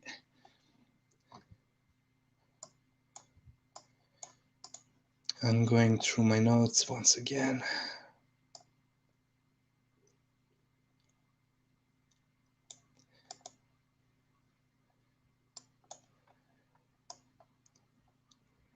Yeah, I spoke about the feints. I can say that a few more points that I made on BDA show, before the last BDA show, before the fight. The feints that I've seen Zepeda using against Ramirez in their fight, while Taylor was doing the same thing as well from the outside. And yeah, I was right about it. Man, I'm not trying to toot my own horn, but I was right about many other things. And man, if I only had enough of time to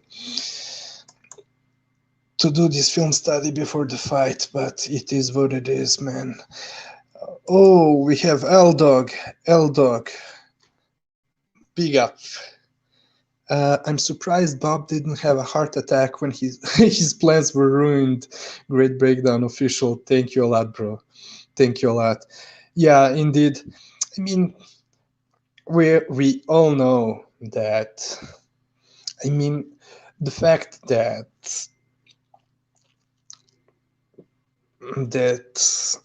Ramirez is saying the right things, that basically he shares the same opinion as Bob Arum on the things happening in the world. It's just a minor thing. A bigger thing is that he's a big ticket seller. He's a younger fighter. He has more crowd behind him, and you simply know that Ramirez was, I mean, Bob was pissed off. He was salty, man. He was saying that the scorecards were right, that those 2 knockdowns decided the winner, which is a BS. Mateus, do you think Crawford ducked Pac-Man. Look, you know what? You can love me or hate me, but from the looks of it, it looks like Crawford didn't want this fight. I'm wondering why he refused to sign the contract, saying there was no money. No money was shown to him and his team, while the same money wasn't shown to Pacquiao and his team neither. But Pacquiao was the one who signed the contract. So what the fuck is happening? So it looks like Crawford was the one who didn't want to sign the fight. And anyways, Bob Arum being interviewed right after this fight in between Josh Taylor and Ramirez, he was the one saying that he wanted that fight to happen in the Middle East as well. So he wanted that fight to happen in I cannot remember the name of the country. It's not Qatar. It's not Saudi Arabia. I mean, I think he said, was it in Dubai or whatever? I don't know. But first I thought that it was Pacquiao's team plan to have it in Middle East. But Arum was at least agreeing with that fight in between Pacquiao and Crawford going to Middle East. So it was not like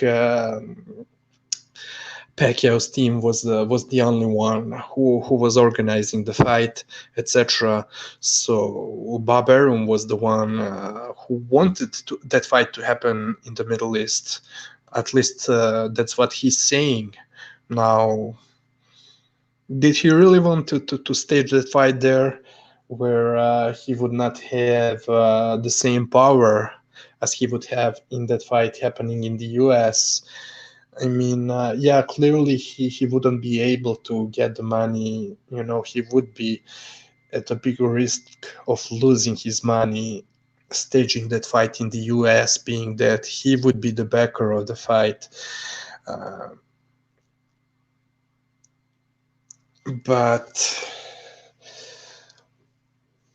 And it's about money after all, but at the same time, look, I don't know, man, I don't know how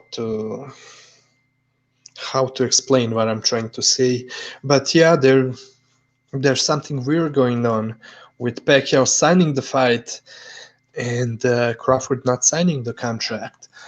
And well, I'm at it, Mateus. I would say that I'm 100% sure about Crawford ducking Pacquiao 5 years ago, 6 years ago. I mean, there are three different things that came from that camp. And I do like Crawford after all, believe it or not. I do like him as a fighter. I do like many things that he's doing. I think that he's very skilled. I don't think that him not fighting good opponents is all his fault, but a lot of it is his fault. And yeah, what is crazy is those people who are defending Crawford and top-ranked Bob Arum, they're saying some nonsense that it was Pacquiao who ducked him, which is a complete nonsense.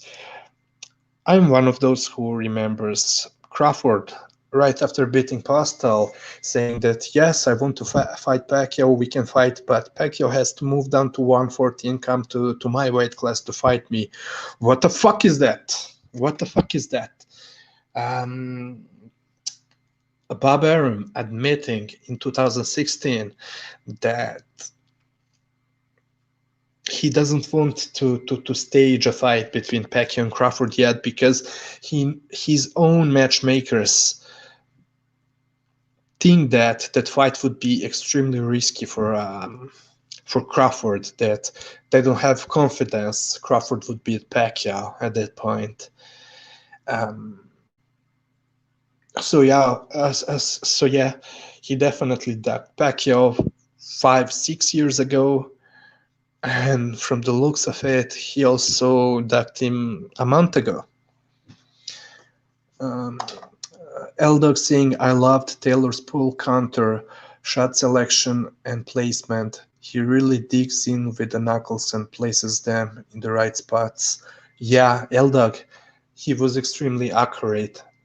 Accuracy from him, I mean, he's been an accurate puncher, but man, he was extremely sharp, and yeah, that pull counter especially, and not only the first knockdown, L-Dog, right? I'm sure you've seen many other left-hand counters from pull counters from Taylor. He was countering with his left uppercut to the body, straight left to the body, straight left upstairs off the pull counter. Yeah, because his timing and his accuracy were excellent in this fight, and that's why I thought that Ben Davison would help him, because you see with Ben Davison that he likes to it's really important to him to keep his fighters very sharp in the exchanges when it comes to timing, things like that, and counters. He was countering, many times, pulling back when Ramirez was looking to step in with punches. He would just wait there, lean in, throw that uppercut to the body, left uppercut or straight left, or even from the up. I mean, he was countering him in many different ways. He was so on point, so sharp. I like this performance from Taylor very much. I do agree with you, L-Dog. He's also saying Taylor's liver shots was on. Body shots with the left hand. I just spoke about him. He was throwing a 45-degree angle and really digging his knuckles in. Yeah. Plus, the thing is, him throwing those punches from the outside, stepping from the outside, or countering Ramirez coming in, he had more room for his punches to throw a straight punch or dig with those knuckles instead of slapping some of his punches and his hooks. But also, it's okay that slapping, it's a part of setting up his punches that many people are missing. But yeah, sometimes he would slap in some of his previous fights, even when he doesn't intend on slapping. Yeah, Aldog, just like you're saying, Bob wanted the Mexican versus Black rivalry to build Crawford. Oh man, I need more water, man.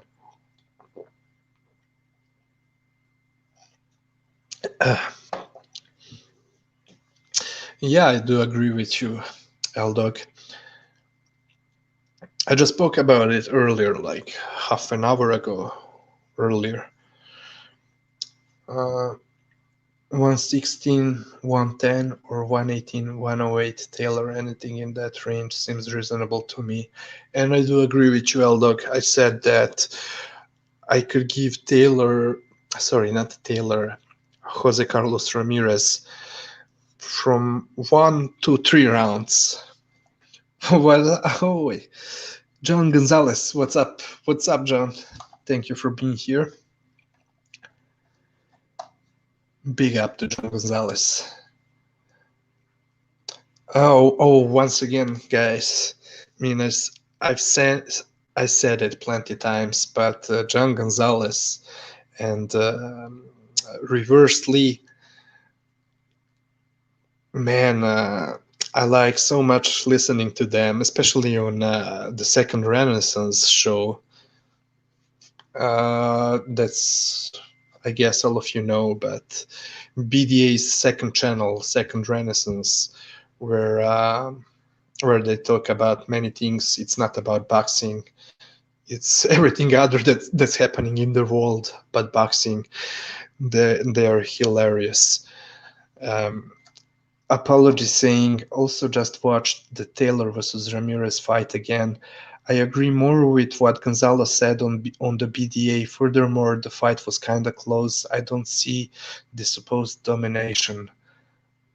Apology. What the fuck is that? Correct me up. Official. Apology. That's like Canelo. Get the fuck out of here.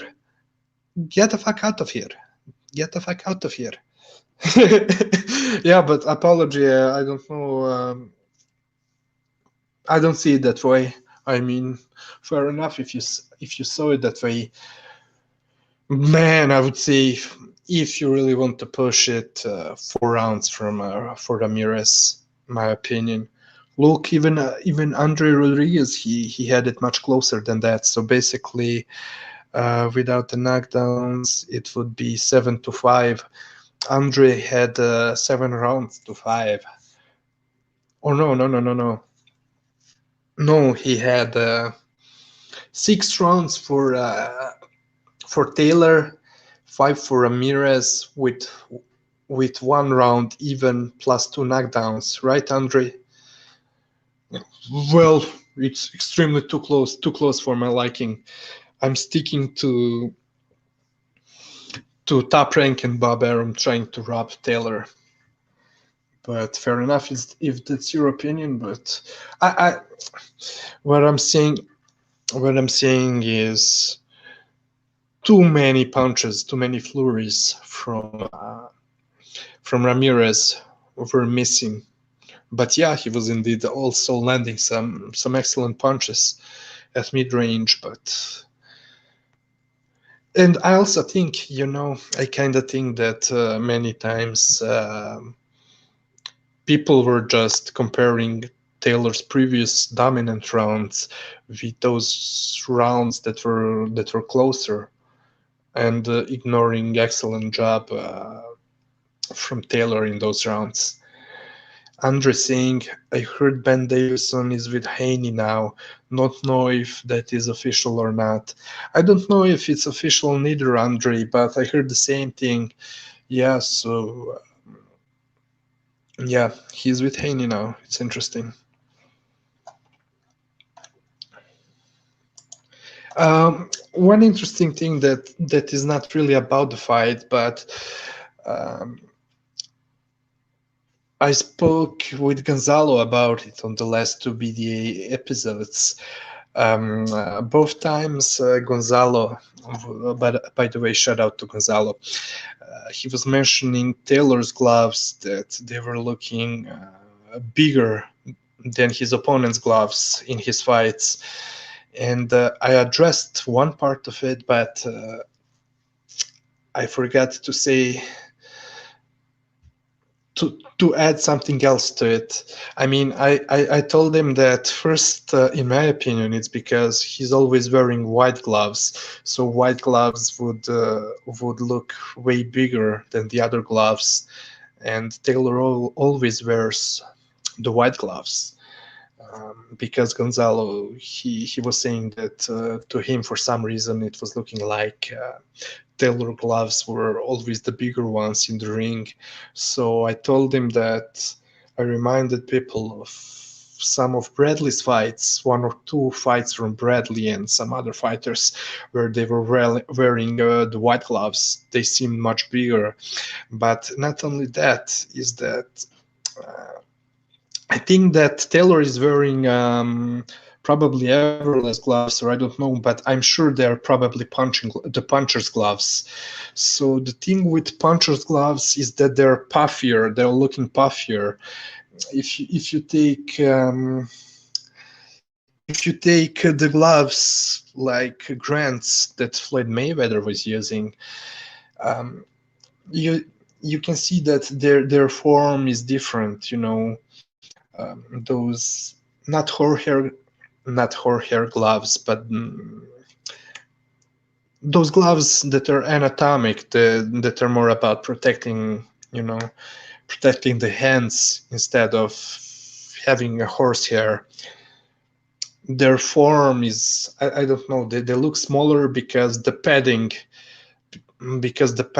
doesn't move from the knuckle. So there is not a lot of room for the padding to move in the inside of the glove. Plus, it's all synthetic shit that that doesn't move in the glove, while the puncher's gloves, especially the horsehair gloves, it's moving around, and that's why the fighters are trying to break them in, to break the gloves, especially on the knuckles. So that's why the material inside of the glove is moving around, thus making them puffier. You can even see that with I do believe you can see the same thing in the Chocolatito Gonzalez versus Estrada rematch, where Chocolatito's gloves were looking puffier, very puffy.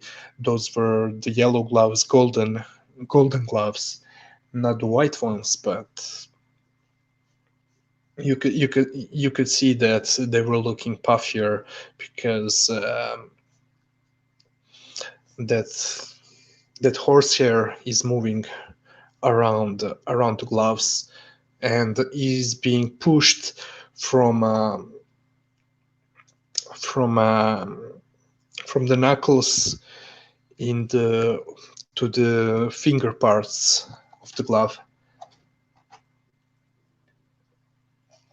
I mean, Andre, to get back to Ben Davison working with Devin Haney, I mean, it may help him, especially since Haney looks like a boxer. Uh, I do think that it may help him and probably make him sharper. So for anyone who missed what I was saying earlier about Ben Davison, and I was talking a lot about him, I do think that he's an underrated trainer, and even on was one of the previous COUP detatofboxing episodes, I was saying that I was planning on talking about Ben more. That yeah, he does make mistakes indeed, but is not as bad. That he will certainly get better. But hold on. Andre Singh also gave a swing round to Ramirez. That's why it looks close. I didn't watch the fight again till, well, not close, of course, but you got what I mean. But he got what I mean, I guess. TMT saying Davison posted pictures with Haney, but nothing says he's his new coach or will be in his corner against Linares. Nothing official, but could be the case too. Yeah, exactly, TMT. Well, I'm looking forward to see what happens. Something similar happened with Billy Joe Saunders. He was there in Billy Joe Saunders' team for the Canelo fight, but wasn't the trainer and wasn't coaching Billy Joe Saunders. He was just a part of the team and going there to Texas with Billy, but not really being his coach for this fight. We'll see, or maybe they're planning on training together in the future. But by the way, TMT, from what I've seen from Haney, is that Devin Haney is going, visiting various trainers and camps, probably trying out different trainers or trying to get more experience in different stables, different gyms, or maybe get the different points from different coaches. It it it's going to be interesting to see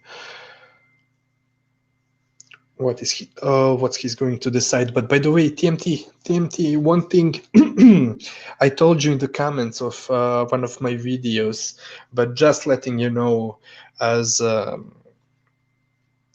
you're French, or at least you speak French, I started a channel in French where I started to do the short breakdown videos, just like the ones that I'm doing on Official Scorecard Boxing Science.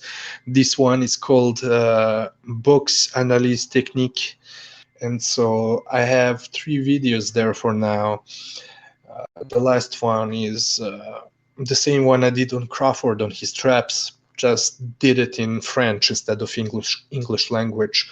So just letting you know, just in case, TMT, as you were the one suggesting me to start a French-speaking channel to do the breakdowns in French, and thank you for that, and props to you. So I just wanted to make sure that you're aware of it.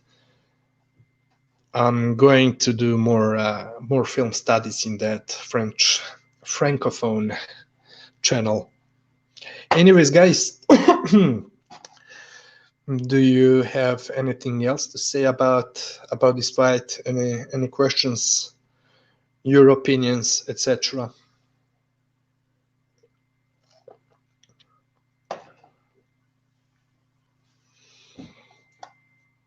No? Okay, so in that case, I would like to thank you for being here with me. So I hope you enjoyed the show. By the way, hold on, something very important. Before ending the show, let me check the boxing schedule.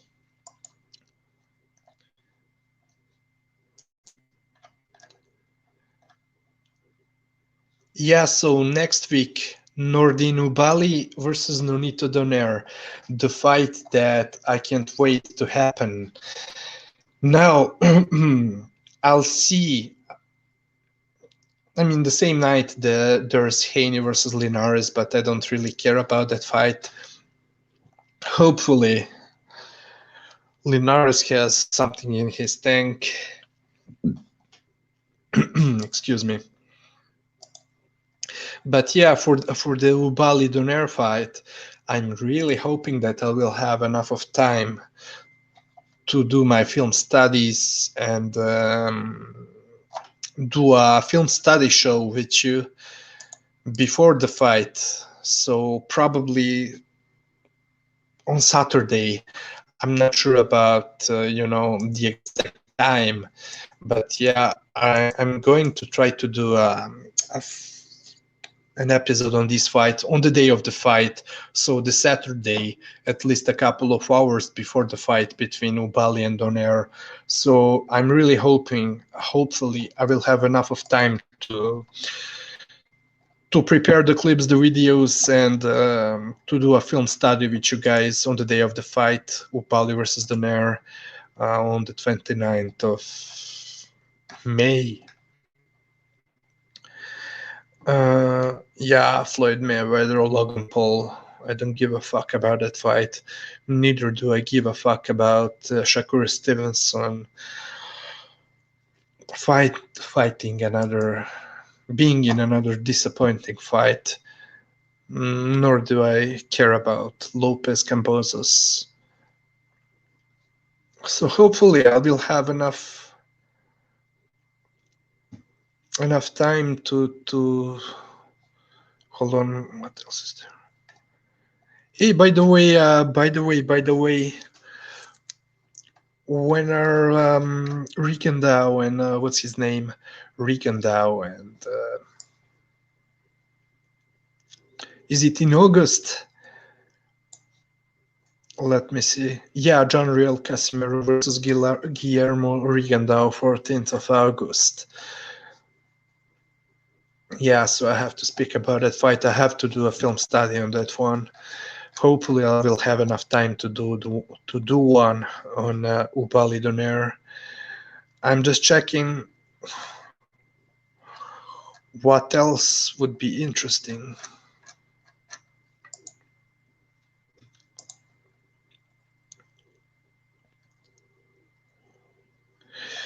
Now, June 19th, Naoya Inoue versus Michael Dasmariñas. It may be a good occasion for me to do a film study on Inoue, to show some of his qualities at least. I'll try to do it. I mean, what the fuck is Jermall Charlo doing in this terrible fight against Juan Macias Montiel?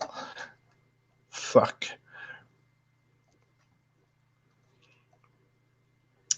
Oh yeah, June 26th. Vasil Lomachenko and Masayoshi Nakatani. That would be a very interesting fight. Yeah, so guys, I would like to thank all of you for being here with me, for listening to the show.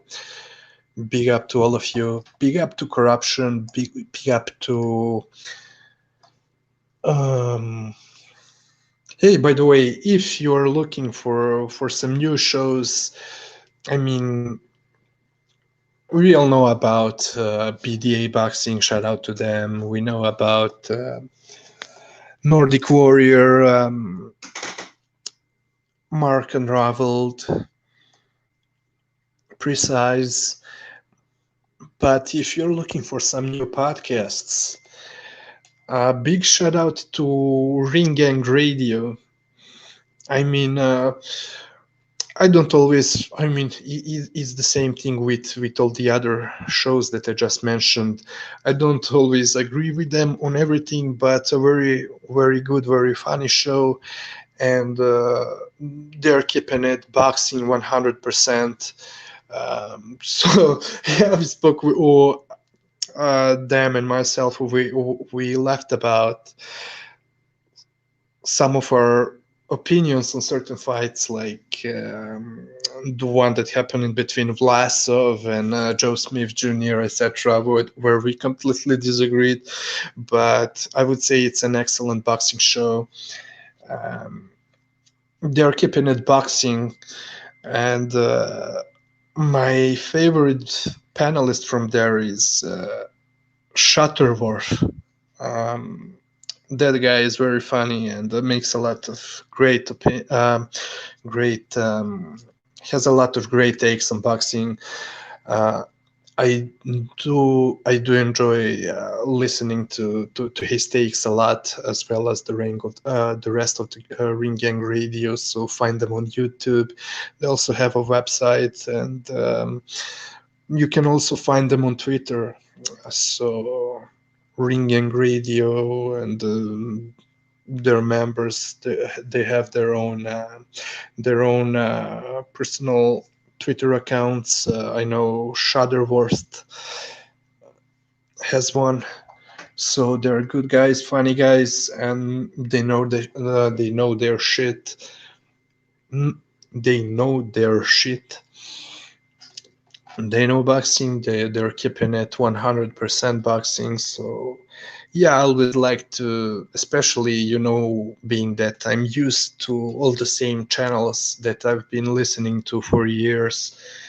I like to find the new ones. Hey, by the way, L Dog, sorry. By the way, I forgot L Dog. He has his own channel. He often does live commentary for the fights, live commentary throughout the whole cards. So big up to him and to his channel, L Dog. But yeah, what I was saying about Ring Gang Radio, they're very interesting. So a breath of fresh air. The way I found them was I was looking for the people's opinion on Estrada versus Chocolatito Gonzalez rematch. That's how I find their podcast.